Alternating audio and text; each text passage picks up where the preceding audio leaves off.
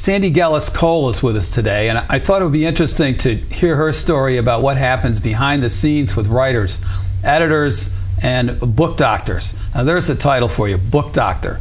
The metaphor is kind of clear, but what does a book doctor really do? Sandi, nice to see you. Nice to meet you. Yeah, Thank you for having me here. Yeah, it's great to see you.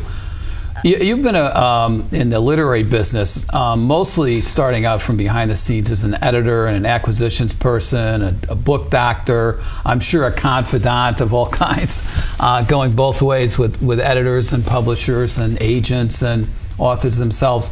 But you've got this interesting moniker called book doctor. And after, what do you got, 35 years in the business, something like that? 40, I'm embarrassed to say. Yeah, I didn't want to push the numbers too far. But what does a book doctor actually do? You know, when the title first came about, which is 25 years ago, it was actually disparaging, and it was analogous to script doctor in Hollywood. Yeah. But anything goes now in terms of the definition of a book doctor. And a book doctor is an editor who can come into any point on the spectrum of working with an author, and that means from one sentence, I've helped somebody who tells me one sentence and we've built a book from there, all the way through a completely finished manuscript that may have a contract that's a complete disaster that then has to be broken down and put back together. So, and sometimes it's just a line edit.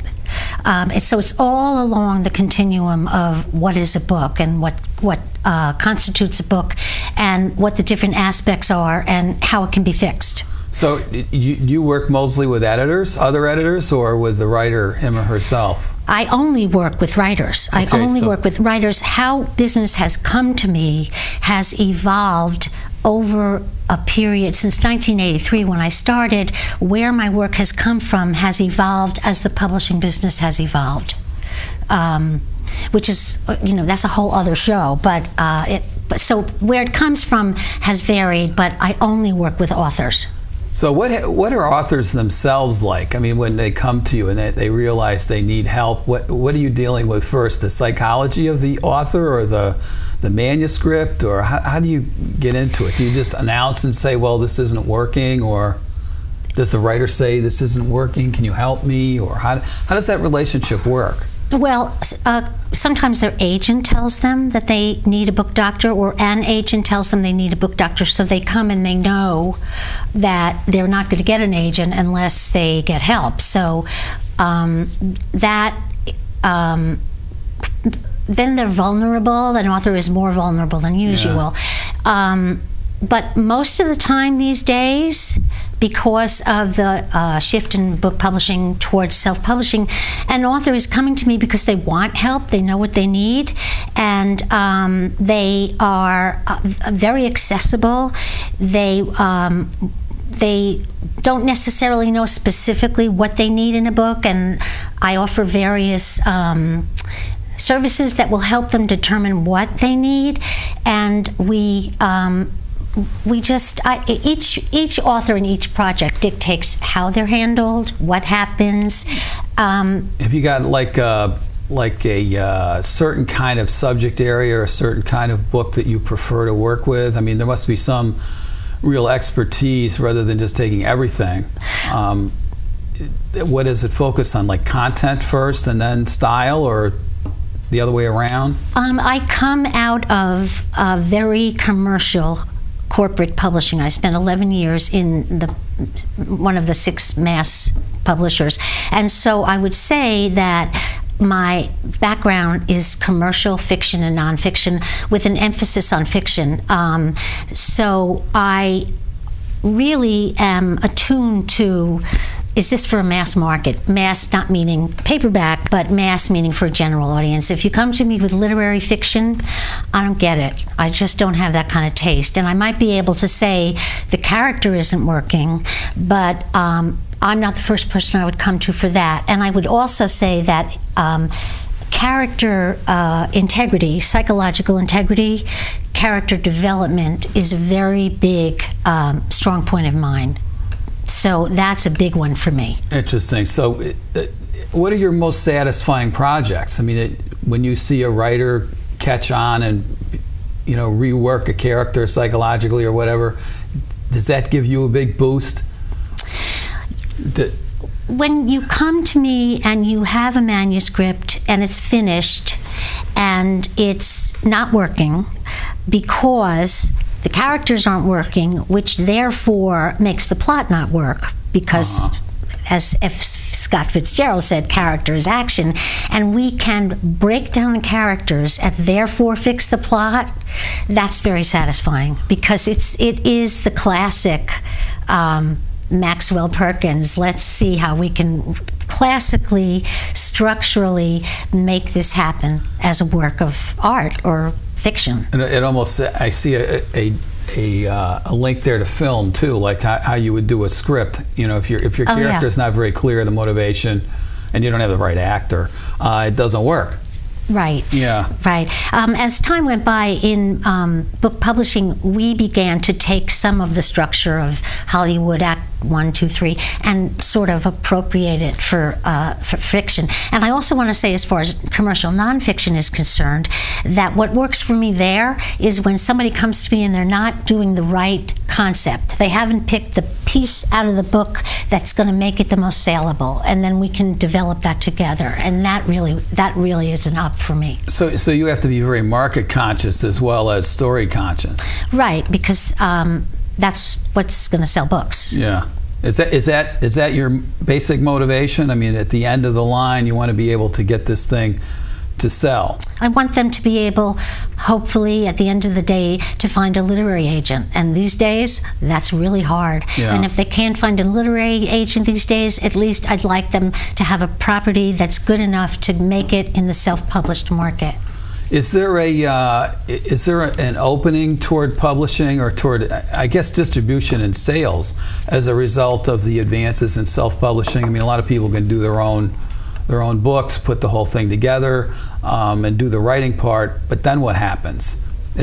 Are you seeing a big change in your role there? I mean, you were just referring to being able to get either or, right? Get a literary agent or being able to get into the marketplace yourself.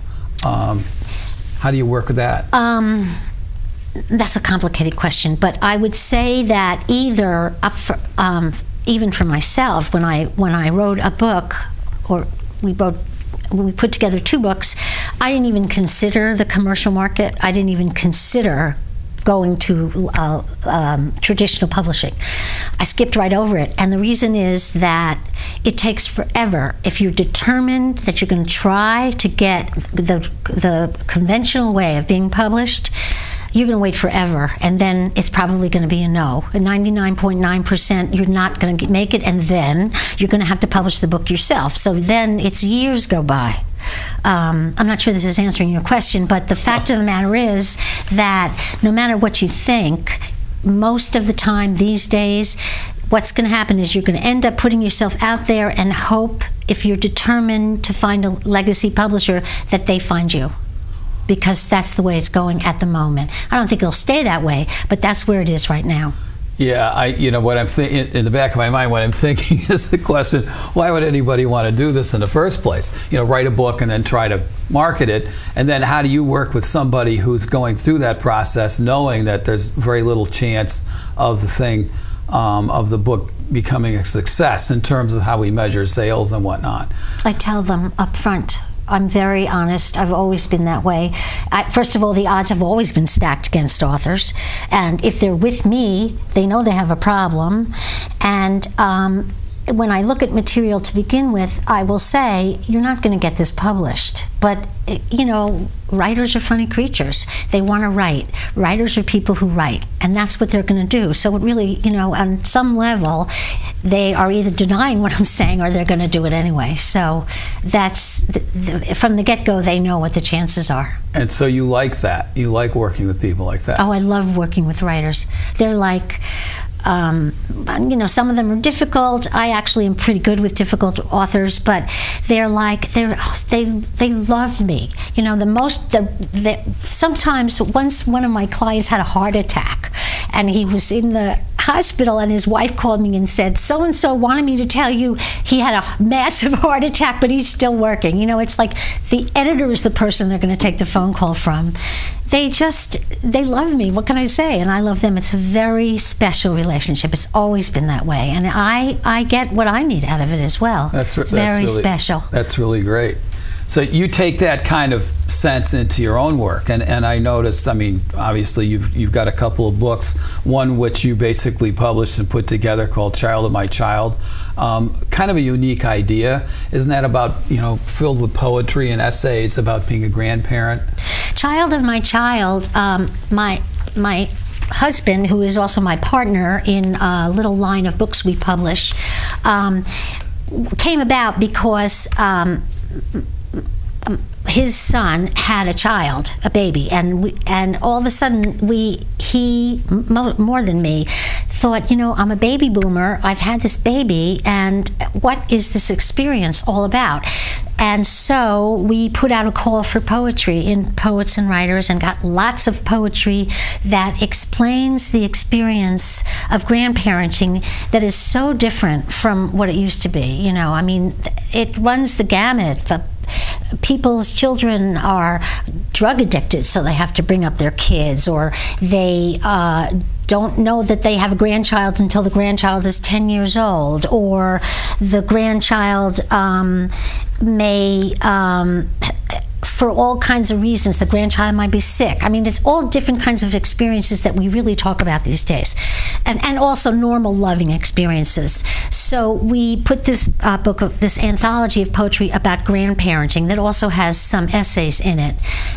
We put it together, and as a matter of fact, we've won 2 awards for this book for as an independent published book, because it's very unusual as a grandparenting book. There is not really that much for baby boomers. Yeah, that's really a niche. Yeah, we were very happy to put it together. Yeah, that's great. And then your own interest in writers and stuff. I mean, over the long haul of your career, what were your plans? I mean, how did you become a writer yourself? And what's the difference exactly? I mean, a lot of people say, you know, writing is editing, editing is writing. It really isn't exactly. No.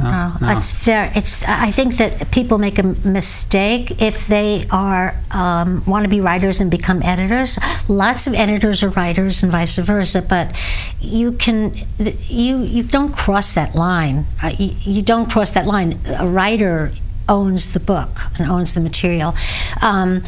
And I became an editor because when I was young, I knew I wanted to be in publishing. You know, I didn't say I wanted to be a writer. I knew I wanted to be in publishing, which is to say, even from a very young age, I wanted to be part of the process. And as I matured, I realized right out of school, I wanted to be an editor, and I went right into an editorial department, because you certainly in those days, you didn't go to school to learn how to be an editor. It was a trade. And the difference is that the editor is not the software, you know, of the product. The software is the author, and then the editor comes in. I don't know what the computer analogy would be, but the editor is coming in and fixing it, helping, not even fixing it, helping the author fix it. Fixing what ails it. That's a big differentiation. Right. And promoting what's strong in it also, helping promote what's strong in it. It's a huge difference. I wrote because my strength is not writing. My strength is editing. I'm very, very clear on that. And I'm very happy about that. I promised myself that when I was just out of college and just beginning to edit, I promised myself that when I retired, I would write a book or 2. And so I've not retired because I can't afford it, but that's what I've gone about doing that. That's a lot of people's dream. I'm going to write a book when I retire. Well, it's not quite exactly that easy.